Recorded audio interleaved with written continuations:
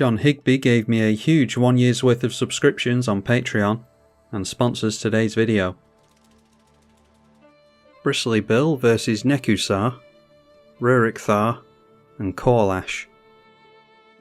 Alright, we had a crash to start off with, luckily. Looks like all the players have stuck it out and waited for me to get back. So hopefully, again, the artwork will actually make an appearance at some point. Alright, draw into Tireless Tracker, so quickly play out the Soul Ring, and we do have a Lightning Greaves here as well. Noteworthy that with the Lightning Greaves, obviously we're going to have Shrouds, so we won't be able to target our own commander with the plus counters. Might be worth instead going for the Tireless Tracker next turn so that we can continue to draw cards. Birds of Paradise from Rurik Thar. And there is a City of Brass down on turn 1, so that's going to add up with regards to the damage dealt. Alright, wouldn't mind a Forest here. Instead it is a Shire, which is going to make landfall on creatures. So let's go Tireless Tracker. Play the land straight away because our opponents can respond to a Lightning Greaves. They cannot respond to a landfall, or can't respond to us playing a land. They can obviously respond to the trigger. So we get the Clue token, which may well come in handy. Lightning Greaves. And let's go after Rurik Thar because that thing is going to deal a lot of damage to us if we allow it. There's a Saga into play on turn 2. Soul Ring for Rurik Thar as well, so he does have non-creatures in the deck. Followed by another Dork in Llanowar Elves, only 4 cards left now. Alright, a Baby Jace from the Nekusar player. And it's each player drawing a card gets us into a Lotus Cobra, so one step closer to a land. Alright, awesome, and there's the land, so we don't necessarily need to crack the Clue token now. We could go for Lotus Cobra, but we'd need to make a land to make an additional green. Yeah, we'll just go for Lotus Cobra here. It's going to be too valuable to us, I think. We'll have to protect it with the Greaves as well. But again, let's make landfall first so that they can't do anything about it on the stack. It's a good habit to get into. So a green mana from Cobra and another Clue token. Then Greaves onto the Cobra. And we can play out our commander. And it'll just be cracking a Clue token then, I think. So I don't mind our opponent plussing this for 2 and having us each draw a card at the moment. So we can crack a Clue token to buff this and then force them. I mean, they could minus it down and kill it, but I don't mind that either. We'll only go in with the Tireless Tracker here. There's another land, is excellent. And we're getting our Devotion to Green up as well. So might encourage the Llanowar Elves to not tap for mana and go finish off Baby Jace. So next turn we could go for triple green into Tribute to the World Tree, and then this will tap down for 6 mana. Maybe get down the Brawler or the Ashaya. Might be on our way to a board wipe though is the problem. Making a Construct token with the Urza Saga. More Pain lands in the form of an Ancient Tomb. We'll have to be careful getting down our Yavimaya if we draw into it. Although that won't help against the City of Brass. Kenrith's Transformation goes on to Bristly Bill. So maybe should have protected that with the Lightning Greaves. And now seeing the Rurik Thar unbowed. So we can always just throw our commander in front of this, assuming that it swings in towards us. Allowing the Jace Beleren to stay in play. Not seeing any ramp from Nekusar yet, unfortunately. So gets down a Vindictive Lich. I'm not sure this was always on Magic Online. Anyway, need to be careful swinging in towards that. Beleren draws us into another land. So being able to play multiple lands a turn would be useful. And another one. So we'll just go for the for the play that we were talking about previously. Not going to get landfall with plus counters on the Bristly Bill, but we will get the Lotus Cobra mana, which is arguably more important at the moment. So play Tribute to the World Tree will deal 6 damage to us. Not going to play too many non-creatures into the Rurik Thar, but let's go Ashaya first so that we get more landfall and therefore more Clue tokens. So Nykthos, tap down for mana now. Makes 6. So it's Tireless Tracker. We will draw a card with the Tribute and make a mana with Lotus Cobra, which is enough to crack a Clue if we need to. Alright, and there's Avenger of Zendikar as well. So we could play the extra play in our lens, but we don't have too many basics in play at the moment. So let's just crack a Clue now, and then at the end of this player's turn we can tap down our creatures for mana and go for another Clue token. Plus counter on the Tireless Tracker. And there's a fetch for us. So arguably we could go in at the Jace Bellerin with the Bristly Bill, which I don't mind doing actually. Might mean that the Rurik Thar comes in towards us though, and they decide to let go of baby Jace. I mean, I'm fine with either outcome there really. They actually can't swing in Rurik Thar at us thanks to the 8/8 that's in the way at the moment. That is one fewer clue token that we can crack though. Could maybe have moved Lightning Greaves over to a Shire. And again making another construct with the third ability on the stack, seemingly. Or maybe not, just tapping it for mana. So could get down their Call Ash this turn if they want to. Trading it out for a Sol Ring as you would expect. Instead it is a Wandering Archaic, not sure how useful that's going to be with a Rurik Thar in play.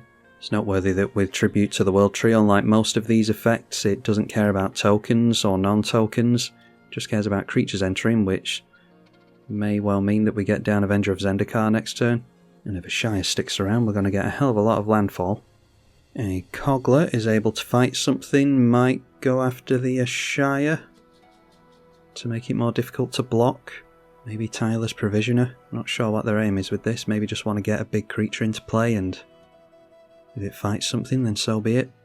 Alright, does go after the Wandering Archaic. And then the Rurik Thar turns into the right. Does not have Trample as you might expect. And deciding to block with this, so we'll see some triggers on it this turn. Maybe could have saved himself some commander damage if he'd not let the Jace go down previously. But Rurik Thar may well have ignored it anyway. Alright, so not sure what's going where here. Yeah, and of course the log doesn't tell us either. We have to sacrifice a creature, so we'll obviously go for the Bristly Bill there without even thinking about it. Forced to discard a Gamble and a Sylvan Safekeeper over here. And that player took 5 life. Our commander obviously goes back into the command zone, ready to be replayed next turn, and I think we're just going to force our opponents to wipe the board. Nekusar the Mindrazor into play on turn 5, 7 cards in hand for the Grixis deck. So we will crack a clue token. And there we see another fetch, so we lose a life. Should have done that before Nekusar entered, of course. Alright, so let's see what we can do here. Drawing into the Great Henge, which is more means of card draw. Gains us a little bit of life at least. There's a Silk Guard, which is probably worth keeping held up if we can. Great Henge is free at the moment, so might as well just throw that in straight away, I suppose. We'll take life to the Rurik Thar, but I think it's worth having. Might be a bit greedy actually. Nekusar is holding up priority, so might have free counter magic available to him. That gives us devotion of 5, 6, 7, 8, 9. So we could go Railway Brawler and our commander. Do we particularly care about our commander at the moment? Yeah, let's just tap for that amount now. Play the Brawler. And that triggers landfall. It draws us a card, puts a plus counter on itself. Adds a mana, makes a clue token. And we draw a card to tribute to the World Tree as well. So we're going to be getting pinged. We got an Ancient, we saw how good that was in the previous game. So we're nearly at half of our starting life total, thanks to the Rurik Thar mainly. So do we just go for our commander here? I think that's alright. Then we'll have 1, 2, 3, 4, 5, 6, 7 for the Avenger of Zendikar. Yeah, fine. Go back up to 25 with the Great Henge thanks to the life gain, and that is a bunch of triggers. Commander will come in with a load of plus counters on it. I don't know how Tribute... yeah, probably shouldn't have put that on the stack first thanks to the Railway Brawler. So we need to go Railway Brawler on the stack first so that it resolves last. Great Henge's buff matters as well.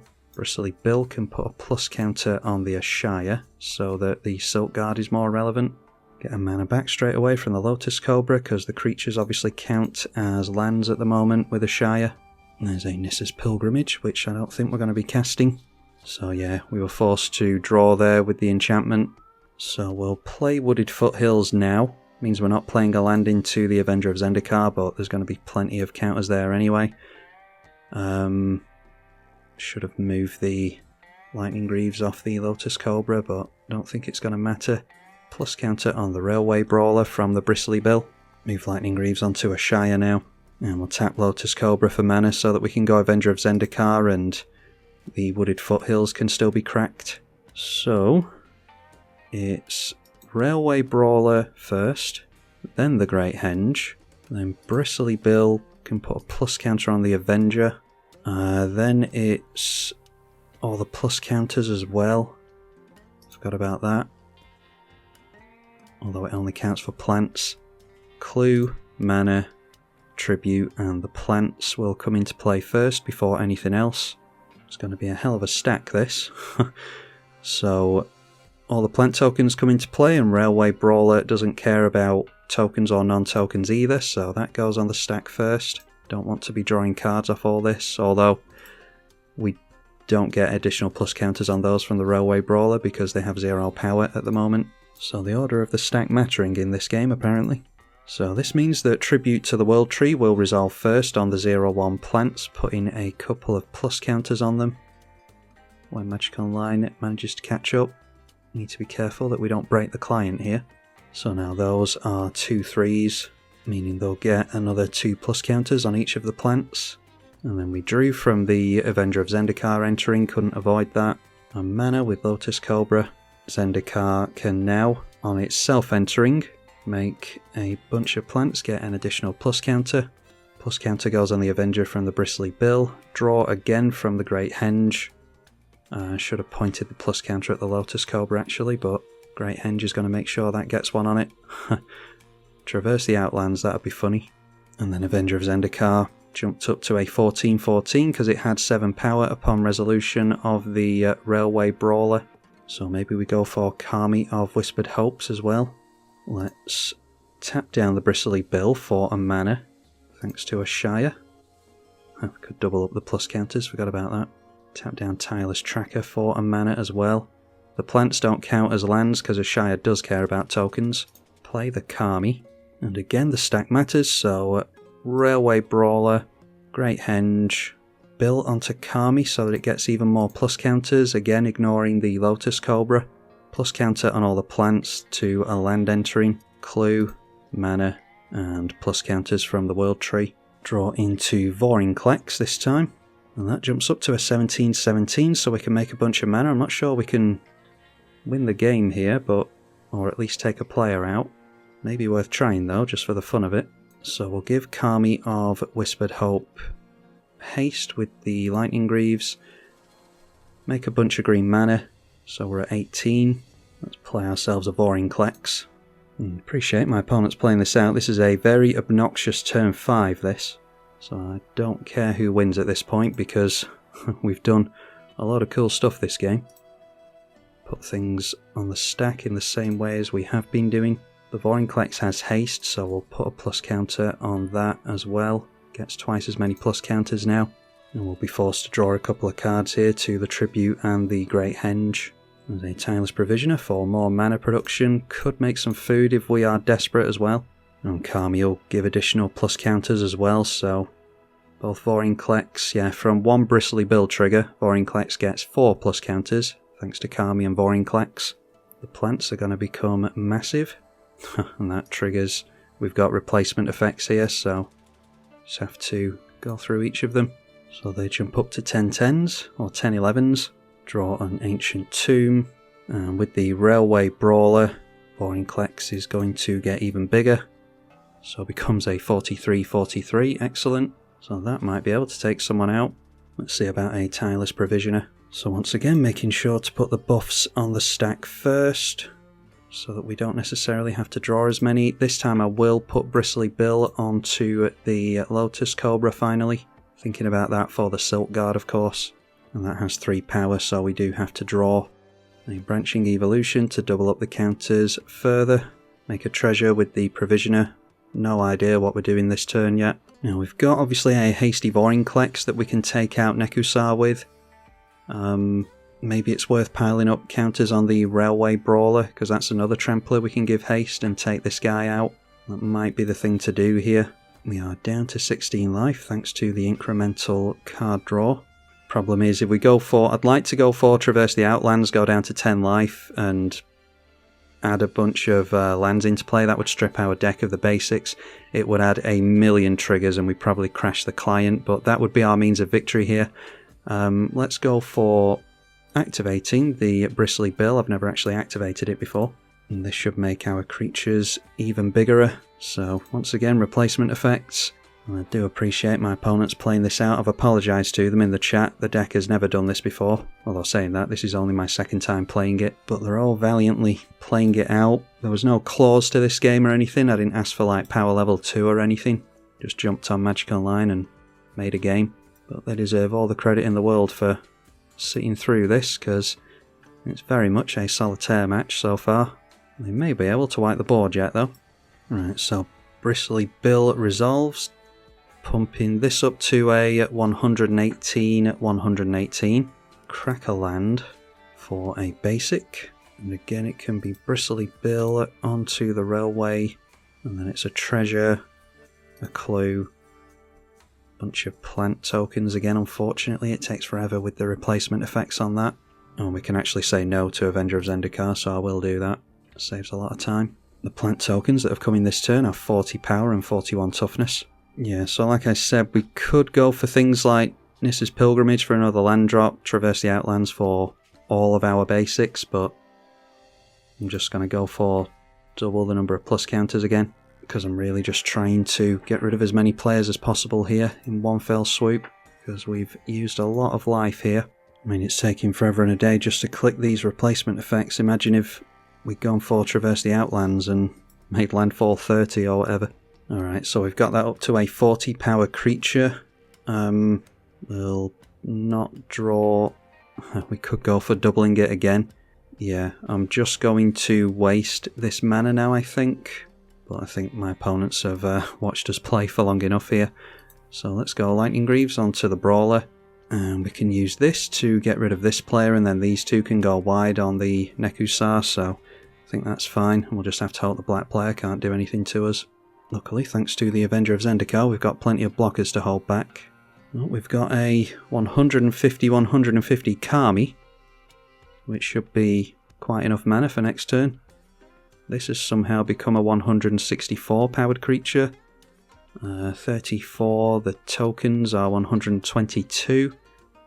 The commander 124. This player's scoops. I do appreciate them playing it out. I'm sure that was quite annoying to sit through. So yeah, just taking the damage there as well. And we'll see if the black player can wipe the board. That would be funny if he could. A Vampiric Shooter during the upkeep for the board wipe.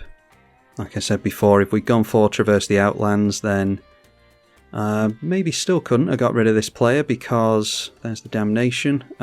This doesn't give indestructible, does it? It's just hexproof, so we might as well keep hold of it. Can we crack any clue tokens? Yeah, if we'd put haste onto this, we could have done. Yeah, no point at the moment, we'll just leave it. So Bristly Bill back into the command zone again. Yeah, we've still got Devotion of 5 at the moment, drawing into another land. So it might be worth going for this extra planar lens now. Let's play out Bristly Bill, and we'll go for the card draw on it. So it's Tribute to the World Tree first. Means we draw a card, put a plus counter on it, Tribute to the World Tree sees that, gets us into Swiftfoot Boots, don't necessarily need. So we can go for the Branching Evolution. No, can't go for that yet. We'll have to tap this down for mana now. Makes us 6 mana, we'll go Branching Evolution. Swiftfoot Boots might be good to get into play actually, because it means we can still target our commander. So we'll play Verdant Catacombs. Gets twice as many plus counters now thanks to the branch. Play the extra planar lens so that we can get rid of a land. And then crack the Verdant Catacombs. We are at 16 life, managing to slowly gain life with the Henge thankfully, now that Nekusar's gone down. And then we can go for the Forgotten Ancient. I'll just put the Lightning Greaves on Bristly Bill for now. So we'll allow a bunch of plus counters to go on Forgotten Ancient with the Tribute to the World Tree. It does come in with 0 power. So it gets 4 plus counters on it, and then another one and a card draw. And there's Champion of Lambholt, that's nice. So it is... yeah, commander damage will threaten.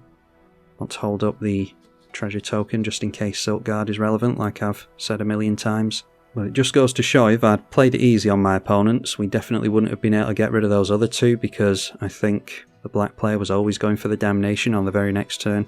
So as solitaire as it was, it won't feel that bad once you're watching the edited version of this.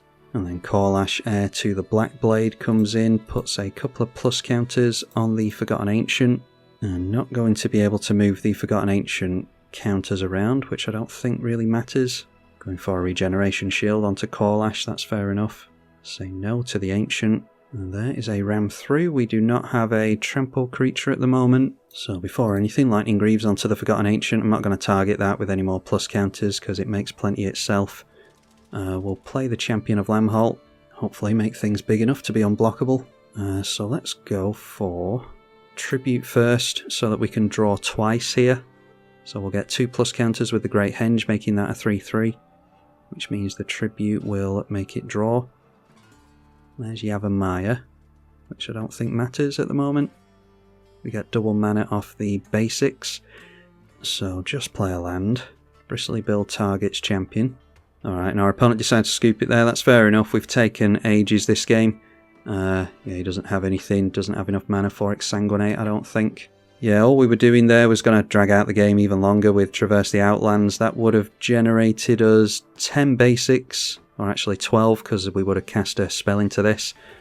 And that's obviously landfall 12 times. We dump a bunch of plus counters onto this to make everything unblockable. Haste on this, and I think we get our opponent there somehow. Could even have rammed through on the commander. It wouldn't have died thanks to regenerate, but it would have tapped it thanks to regenerate.